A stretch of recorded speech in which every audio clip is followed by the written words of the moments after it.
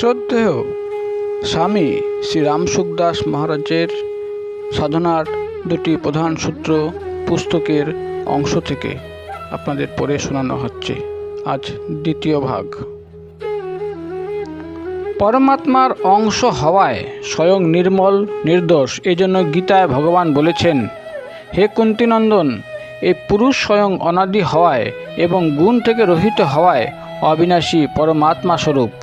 শরীরে অবস্থান করলেও পুরুষ কিছু করে না বা কর্তা হয় না এবং লিপ্ত হয় না বা ভোক্তা হয় না। কাম ক্রোধাদি যত দোষ আছে সেগুলি সবই আগন্তুক, কিন্তু শরীরের সঙ্গে তাদাত্ম্য হওয়ার ফলে অজ্ঞানে মানুষ মনে করে যে সে কামাসক্ত, ক্রোধী প্রভৃতি।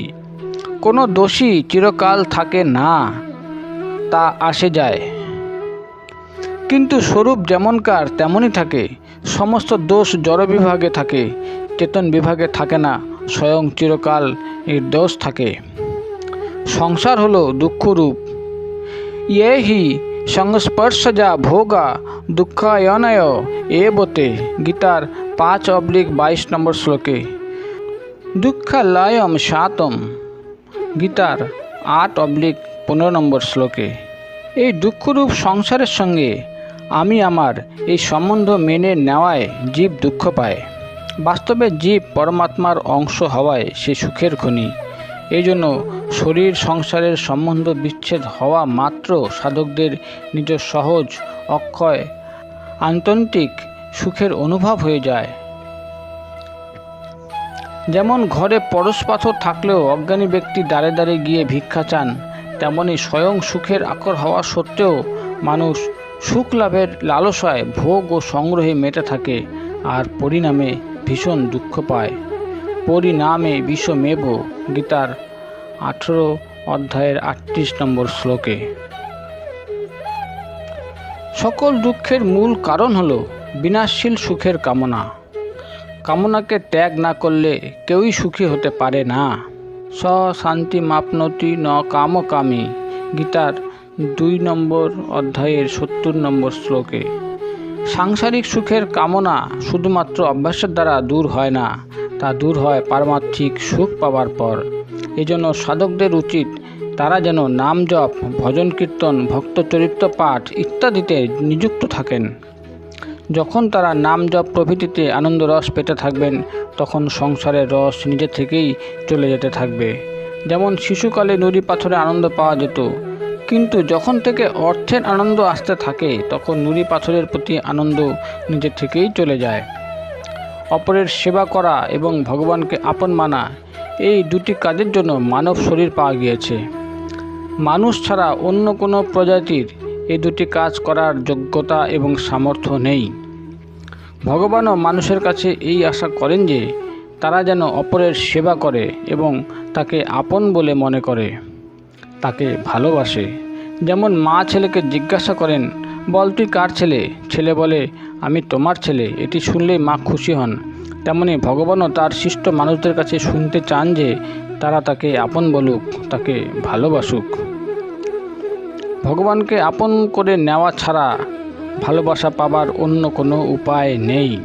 একমাত্র ভগবানই আমার আপন এবং আমিও শুধু ভগবানেরই, এই কথা মেনে নিলে ভগবান দয়া করে তার নিজের প্রেম ভালোবাসা প্রদান করে, যা প্রতি মুহূর্তে বর্তমান। তার এই ভালোবাসার উদ্রেকেই মানব জীবনের পূর্ণতা। সাধক দু রকমের হন, মস্তিষ্ক বা বিবেক প্রধান এবং হৃদয় বা ভাব প্রধান। বিবেক প্রধান সাধক বিবেকপূর্বক সংসারের সম্পর্ক ত্যাগ করেন এবং ভাব প্রধান সাধক সংসারকে ভগবৎ স্বরূপ দেখেন। তার কারণ সব কিছু ভগবানেরই। এটি বিবেকের বিষয় নয়, এটি হলো ভাবের বিষয়। যতক্ষণ বিবেক থাকে ততক্ষণ সৎ এবং অসৎ দুটিরই সত্তা থাকে। এই জন্য বিবেক মার্গী সাধক সৎ তত্ত্ব পরমাত্মাকে অসৎ তত্ত্ব সংসার থেকে ভিন্ন করে দেখেন। যতক্ষণ পর্যন্ত সাধকের দৃষ্টিতে ভগবান এবং সংসার দুটি ভিন্ন ভিন্ন রূপে থাকে, ততক্ষণ পর্যন্ত তার জীবনে অখণ্ড আনন্দ আসে না, বরং কখনো আনন্দ আসে, আবার কখনো নিরানন্দও আসে। কখনো নিজের সাধনায় খুব উন্নতি দৃষ্ট হয়, কখনো আবার সাধনায় কোনো লাভ দেখা যায় না। তার কারণ হলো বিবেক মার্গের ত্যায্য বস্তু অর্থাৎ সংসারের সূক্ষ্ম অস্তিত্ব দীর্ঘদিন পর্যন্ত সঙ্গে থাকে। কিন্তু ভাবপ্রধান সাধকের দৃষ্টিতে সৎ ও অসৎ অপরার সঙ্গে সব কিছু একমাত্র ভগবানই হয়ে যান। সাধকদের জন্য স্বামী রামসুখদাসজি মহারাজ বলেছেন যে এই একটি কথা সরল হৃদয়ে দৃঢ়তার সঙ্গে মেনে নিন যে সর্বকালে আমি স্বয়ং কেবল ভগবানেরই অংশ, আর কারো অংশ নই, এবং সর্বকালে কেবল ভগবানই আমার আপন, আর কেউই আমার আপন নয়। তার কারণ হলো শরীর সংসার কখনো কারো সঙ্গে থাকে না, কেননা এগুলির সত্তা বিদ্যমান নেই। নাসত বিদ্যতে ভাবহ, এবং পরমাত্মা কখনো কারো সঙ্গ ত্যাগ করেন না, কেননা তার সত্তা নিত্য বিদ্যমান। না ভাবও বিদ্যতে সতঃ। তিনি বলছেন আমি ভগবানের আর ভগবান আমার, এ কথা মেনে নেওয়ার জন্য অনুশীলন করতে হবে না, বারবার মালা ঘোরাতেও হবে না, কেবল একটি বারের জন্য স্বীকার করে নিতে হবে। স্বীকার করা কোনো অনুশীলন বা কর্ম নয়, স্বীকৃতি কেবল একবার করতে হয়, আর তা চিরকালের জন্য হয়ে যায়। তার কারণ প্রথম থেকেই আমরা ভগবানের এবং ভগবান আমাদের। উদাহরণ হলো, বিবাহ হলে মেয়ে একবার স্বামীকে নিজের বলে মেনে নেয়, তারপর তাকে এটিকে দৃঢ় করার জন্য অভ্যাস করতে হয় না। প্রকৃত মান্যতা সরল হৃদয়েই হয়ে থাকে। ভগবান ভাবগ্রাহী। ভগবানের স্বভাব হলো সরল, এবং সরল স্বভাবের ভক্তরাই হলো ভগবানের প্রিয়। সাধকদের তিনি বলছেন যে একবার সরল হৃদয়ে দৃঢ়তার সঙ্গে স্বীকার করে নিন যে আমি স্বয়ং সর্বকালে ভগবানেরই অংশ। আমি সর্বকালে অবিনাশী, আমি সর্বকালে চেতন, আমি সর্বকালে অমলিন বা নির্দোষ, আমি সর্বকালে সহজ সুখরাশি। ভগবান কখনো আমার সঙ্গ ত্যাগ করেননি, ভগবান কখনো আমার সঙ্গ ত্যাগ করেন না, ভগবান কখনো আমার সঙ্গ ত্যাগ করবেন না, ভগবান কখনো আমার সঙ্গ ত্যাগ করতে পারেন না। ভগবানের সম্পর্কিত হওয়ায় আমি কাউকেই খারাপ ভাবব না, ভগবানের সম্পর্কিত হওয়ায় আমি কারো খারাপ চাইব না, ভগবানের সম্পর্কিত হওয়ায় আমি কারো খারাপ করব না। আমি কেবল ভগবানেরই, কেবল ভগবানই আমার আপন। সমগ্র সংসারে সর্বকালে এক ভগবানই আছেন, তিনি ছাড়া আর কিছুই নেই। বাসুদেব সর্বম। তিনি আরও বলছেন একটি মাত্র সত্তাই আছে রূপে বিদ্যমান, এই হলো জ্ঞান, আর সেই আছে সত্তাই আমার আপন, এটি হলো ভক্তি।